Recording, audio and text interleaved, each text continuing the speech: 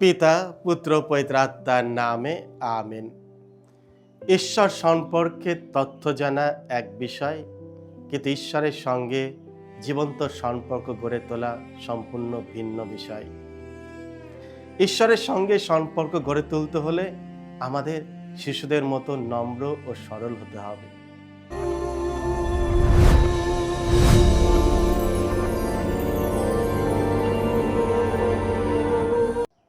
খ্রিস্টধর্মে আমার পরম প্রিয়জনেরা, আজ জুলাই মাসের 15 তারিখ, সাধারণকালের পঞ্চদশ সপ্তাহ, বুধবার। আর আজকের ডেলি মান্না ঈশ্বরের বাণী প্রতিদিন নেওয়া হয়েছে সাধু মতি রচিত মঙ্গল সমাচার থেকে 11 অধ্যায় 25 থেকে 27 পদ।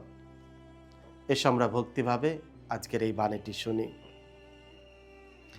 একদিন যিশু এই কথা বললেন, হে পিতা, হে স্বর্গমর্তের প্রভু, আমি তোমার বন্দনা করি, কারণ স্বর্গরাজ্যের এই সমস্ত কথা তুমি জ্ঞানী ও বুদ্ধিমান লোকদের কাছে গোপন রেখেছ আর প্রকাশ করেছ নিতান্ত শিশুদেরই কাছে।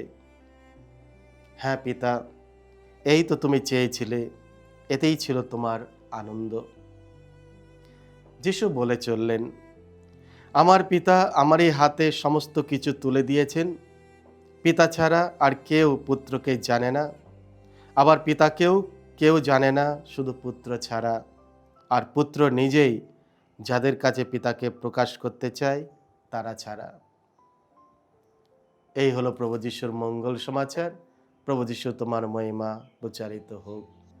শিশু সুলভ হৃদয়েই ঈশ্বরের প্রজ্ঞার প্রকাশ। খ্রিস্ট আমার পরম প্রিয়জনেরা, আজকের পবিত্র মঙ্গল সমাচারে যিশু পিতা ঈশ্বরকে ধন্যবাদ জানান, কারণ তিনি তার রাজ্যের গভীর রহস্য জ্ঞানী ও আত্মগর্বিতদের কাছে নয়, বরং নম্র ও শিশুসুলভ হৃদয়ের মানুষের কাছে প্রকাশ করেছেন।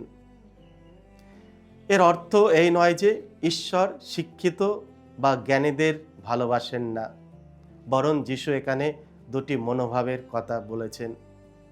একদিকে আছে সেই মানুষ যারা নিজেদের জ্ঞান নিয়ে অহংকার করে এবং মনে করে তাদের আর কিছু শেখার নেই। অন্যদিকে আছে সেই মানুষ যারা শিশুর মতো বিনয়ী, সরল এবং ঈশ্বরের কাছ থেকে শেখার জন্য সর্বদা প্রস্তুত। ফরিসিরা শাস্ত্রের অনেক জ্ঞান অর্জন করেছিলেন, কিন্তু তারা যিশুকে গ্রহণ করতে পারেনি। অন্যদিকে সাধারণ ও অশিক্ষিত প্রেরিতদূতেরা বিনয়ী হৃদয়ে যিশুর আহ্বানে সাড়া দিয়েছিলেন। তারা শুধু ঈশ্বর সম্পর্কে জানতেন না, তারা ঈশ্বরকে ব্যক্তিগতভাবে অনুভব করেছিলেন। ঈশ্বর সম্পর্কে তথ্য জানা এক বিষয়, কিন্তু ঈশ্বরের সঙ্গে জীবন্ত সম্পর্ক গড়ে তোলা সম্পূর্ণ ভিন্ন বিষয়। ঈশ্বর কখনো পক্ষপাত করেন না, তিনি সবার জন্য তার অনুগ্রহ উন্মুক্ত করে রাখেন। কিন্তু অহংকার আমাদের হৃদয়কে বন্ধ করে দেয়, আর বিনয় আমাদের হৃদয়কে ঈশ্বরের অনুগ্রহ গ্রহণের জন্য প্রস্তুত করে।